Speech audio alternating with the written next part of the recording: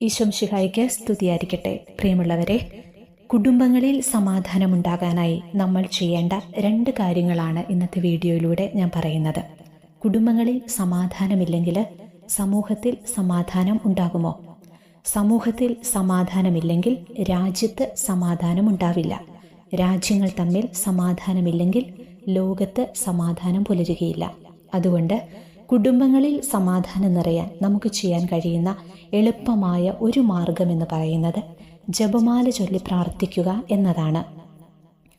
എല്ലാ കത്തോലിക്കരുടെയും ജീവിതത്തിലെ ഏറ്റവും വലിയ ആത്മീയ ഉറവിടമാണ് ജപമാല. പാപത്തിൽ നിന്ന് നമ്മെ രക്ഷിക്കാനും സാത്താനോടുള്ള പോരാട്ടത്തിൽ ആയുധമായി ഉപയോഗിക്കാനും ജപമാല ശക്തമായ ആയുധമാണെന്ന് പിയൂസ് 11 മാർപ്പാപ്പ പറയുന്നുണ്ട്.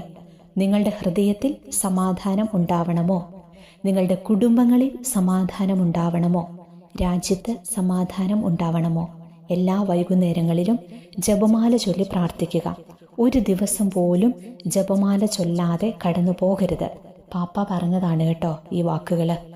മാതാവിൻ്റെ അടുക്കലേക്ക് പോകുക, അവളെ സ്നേഹിക്കുക, എല്ലായ്പ്പോഴും ജപമാല ചൊല്ലി പ്രാർത്ഥിക്കുക, നന്നായി പ്രാർത്ഥിക്കുക. സാധിക്കുന്നത് പോലെയെല്ലാം ജപമാല ചൊല്ലി പ്രാർത്ഥിക്കുക. ആത്മാവിൻ്റെ പ്രാർത്ഥനയാക്കുക. ജപമാല പ്രാർത്ഥിക്കുന്നതിൽ ഒരിക്കലും ഉപേക്ഷ വിചാരിക്കരുത്. അത് അത്യാവശ്യമായ പ്രാർത്ഥനയാണ്. പ്രാർത്ഥന ദൈവത്തിൻ്റെ ഹൃദയമിളക്കും. ആവശ്യമായ കൃപകളെല്ലാം ലഭിക്കുകയും ചെയ്യും. വിശുദ്ധ പാദ്രി പിയോയുടെ ഈ വാക്കുകൾ ജപമാല ചൊല്ലി പ്രാർത്ഥിക്കുന്നതിന് നമുക്ക് ഏറെ പ്രചോദനം നൽകട്ടെ.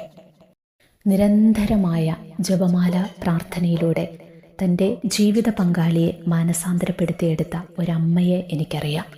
നമ്മൾ വിചാരിക്കുന്നതിനുമൊക്കെ അപ്പുറമാണ് ജപമാല പ്രാർത്ഥനയുടെ ശക്തി. അത് തിരിച്ചറിഞ്ഞവർക്ക് മാത്രമേ അതിൻ്റെ പവർ എത്രത്തോളമെന്ന് മനസ്സിലാകൂ. ഇന്ന് പലരുടെയും കുടുംബജീവിതം തകർച്ചയുടെ വക്കിലൂടെയാണ് കടന്നു പോകുന്നത്. രക്ഷപ്പെടാൻ ഏക മാർഗമെന്ന് പറയുന്നത് പരിശുദ്ധ അമ്മയെ മുറുകെ പിടിച്ചുകൊണ്ട് ജപമാല ചൊല്ലി പ്രാർത്ഥിക്കുക എന്നതാണ് ഒരു മാർഗം. ഇനി മറ്റൊരു മാർഗം, ദൈവത്തിൻ്റെ ഏറ്റവും വലിയ സമ്മാനമാണ് നമ്മുടെ എല്ലാ കുടുംബം.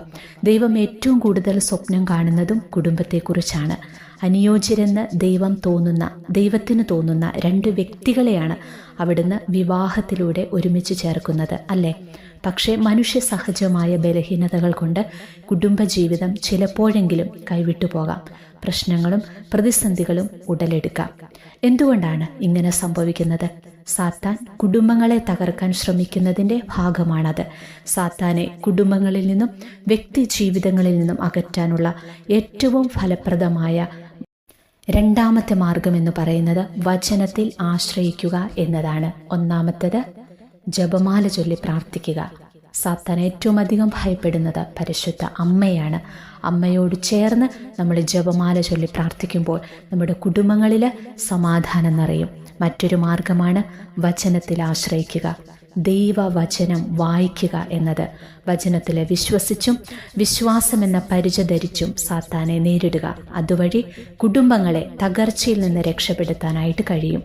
ദൈവം യോജിപ്പിച്ചത് മനുഷ്യൻ വേർപെടുത്താതിരിക്കട്ടെ എന്നാണല്ലോ വചനത്തിൽ പറയുന്നത്. അതുപോലെ ഭൂമിയിൽ നിങ്ങളിൽ 2 പേർ യോജിച്ച് ചോദിക്കുന്ന ഏത് കാര്യവും എൻ്റെ സ്വർഗസ്ഥനായ പിതാവ് നിറവേറ്റി തരും. മത്തായി 18:19 വചനത്തിൽ പറയുന്നുണ്ടല്ലോ.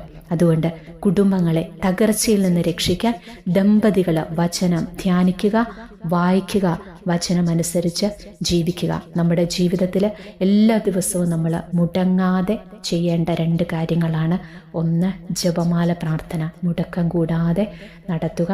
അതുപോലെ എല്ലാ ദിവസവും ഒരു ഇത്തിരി സമയം, നമ്മുടെ ഡാനിയേലച്ചനൊക്കെ പറയുന്ന അരമണിക്കൂറെങ്കിലും നമ്മൾ ദിവസവും വചനം വായിക്കണമെന്നാണ്. അതിന് പറ്റാത്തവർ ഒരു 5 മിനിറ്റെങ്കിലും ദിവസവും വചനം, ഒരു അധ്യായം വെച്ചെങ്കിലും വചനം വായിക്കുക, ധ്യാനിക്കുക.